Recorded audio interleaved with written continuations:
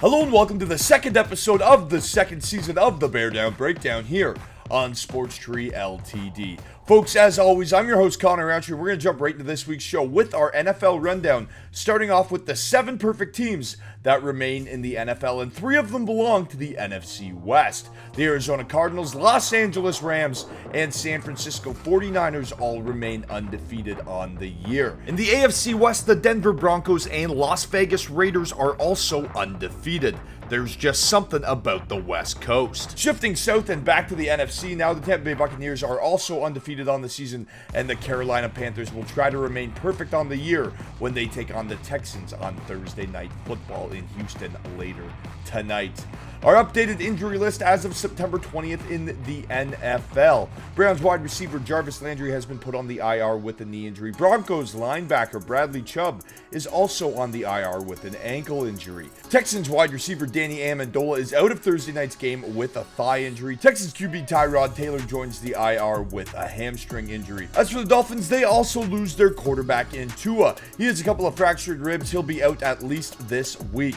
Eagles tight end Zach Ertz has been added to the COVID list, as has Buccaneers wide receiver Antonio Brown. Bears quarterback Andy Dalton is out with a bad knee, leading to Justin Fields' first NFL start, but we will break that down later in this show. First up, we give you our stump and bump of the week from around the NFL. Our bump of the week has to go to the Chicago Bears defense. If you tuned in the Monday morning wrap, you know why. The Bears defense stole the show. They held Cincinnati off the board in the first half and tallied 3 interceptions on 3 consecutive plays in the second half, one of them being a pick 6 by Roquan Smith. They finished the day with 4 sacks, 3 picks, a fumble recovery, and a touchdown, and gave up just 248 yards of total offense. That's how you get your team into the win column and pull back to 500. Our stuff of the week has to go to Zach Wilson. He threw 4 interceptions on Sunday, and eventually it just comes down to decision making. Like, you have to be better. Throwing 1 interception, okay, whatever. 2, that happens. 3 interceptions, you have to be better at that point. 4 interceptions, just wow. He's talented as heck, but you just have to have better decision making in the pocket, whether it's just throwing the ball away or tucking and going. It's not looking good for the rookie quarterback in New York, and that definitely doesn't help his development. He earns our stump of the week. Getting into our fantasy up and down in the NFL, we're going to start this off with 2 players that you should put up and into your lineup. The first being quarterback Justin Fields. His legs are his strength, and he'll be able to exploit a Browns defense that's allowed quarterbacks to rush for a score in consecutive weeks to start the season. That's 6 points right there, plus his passing ability. He should be good for 20 points come Sunday. James White is the second guy that we need to put up and into our lineup. He produced 11 touches in each of the first 2 games this season. In week 2, that resulted in a touchdown. Mac Jones has shown serious comfortability with White. Much like the Tom Brady days, he presents a consistent floor at 8 to 10 fantasy points per week, so I like James White in my lineup. The first guy that we have to put down is A.J. Dillon. Did you get stuck drinking the A.J. Dillon Kool-Aid? Well, I didn't, but look, Jones is the man in the Green Bay backfield. It's that simple. 9 rushing attempts in 2 weeks is no coincidence for A.J. Dillon. Make sure you drop him. It's time to move on. The second guy that you have to put down is the Dolphins quarterback. We mentioned it earlier. Tua has cracked ribs, and he's out for this week. And in my book, he isn't even a top 12 fantasy quarterback to begin with, and nor did he perform that way in week 1. So you've had your chance to perform with him. It's time to move on. Folks, this is the part of the show where we give you our breakdown. It is the Bears' review of their last game, where we break down their game against the Cincinnati Bengals. And the Cincinnati Bengals were coming off a wild performance against the Vikings defense. And while many counted the Bears out, they bared down against that potent Bengals offense, and the defense rallied with 3 picks, 4 sacks, a forced fumble recovery, and a touchdown. I think the Bears defense is back, and they're ready for a tough matchup against the Cleveland Browns offense. Justin Fields simply didn't look good against the Bengals. He had multiple false start penalties called against himself. Well, I do think those will be ironed out with first-team reps this week. Nerves will still be there for his first ever NFL start. And that brings us into our Bear Down part of the show, where we give you our prediction and our preview for the Bears' next matchup. In this case, it's against the Cleveland Browns. And the key to this game is the Bears will have to stop the run. While I respect the hell out of Baker Mayfield and his arm, I fear Nick Chubb.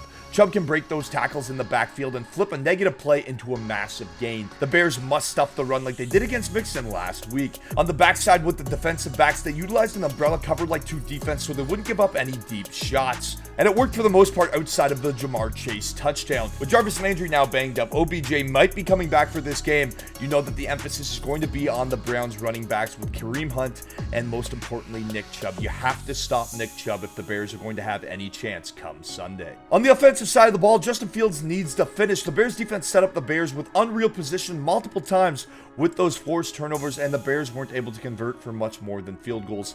Yes, Allen Robinson did have that drop in the end zone, but again, an explosive Browns team that's quite frankly better coached and that has more proven talent than Chicago. The Bears simply can't afford not to utilize those red zone situations. It's no secret that Justin Fields did fail to impress on Sunday against the Bengals. However, as I said earlier, he's taking on a Browns defense that is giving up rushing touchdowns to quarterbacks in consecutive weeks. If he's nervous, if he isn't feeling great, he can fall back on those legs and use those legs to get him first downs and possible touchdowns. I like him to scramble a lot, and I believe that will be a key to success for the Bears is him settling in and using his legs. At the end of the day, I think this matchup will come down to Justin Fields' comfortability, and the coaching will be the difference. I think the Browns have the better coaching, and they'll be able to execute those red zone situations where Chicago may stagger. Make sure you take the Browns in this one.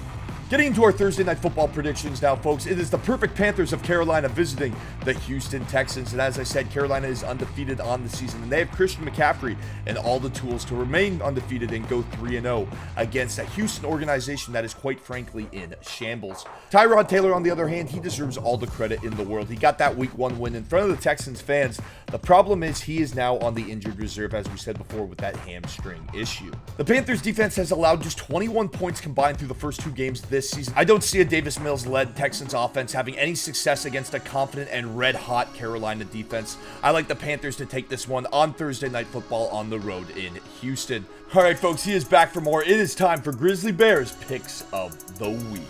All right, Bears visiting the Browns. Give me the Browns. Yep, I want the Browns. Give me that. Num num. All right, let me make sure. Double check. Yep, I took the Browns. I'm out of here. Give me the Browns. Coming in from the top here. Yes, I like the home team. Give me the home team. They won at home earlier this season. I know that. Throw this away. Yes, I'm going with the home team, and I am leaving the building. Folks, it's now time for our Survivor Pool picks. And I am sorry, I owe you all an apology. I forgot to add this section to the show last week. It got cut in editing, and that is on me. However, my Survivor Pool picks are still alive. In Week 1, I took the Kansas City Chiefs. Yes, it's a cop-out, but hey, it's Week 1. You never know what can happen. Why not take Patrick Mahomes, one of the best teams? Week 2, I took the Denver Broncos. Straightforward matchup against the Jaguars. Week 3, here's your pick. I like the Las Vegas Raiders at home against the Miami Dolphins. Tua, he's out. He's banged up. Miami is one of 10 teams to allow over 4,000 passing yards. Last season, Derek Carr is averaging over 400 yards per game through the first pair of games this season. Make sure you take the Raiders at home. As for your trivia question on this week's edition of the Bear Down Breakdown, to get in to win a pair of NFL tickets to see your favorite team play live. No, folks, it does not have to be the Bears, although I highly recommend it.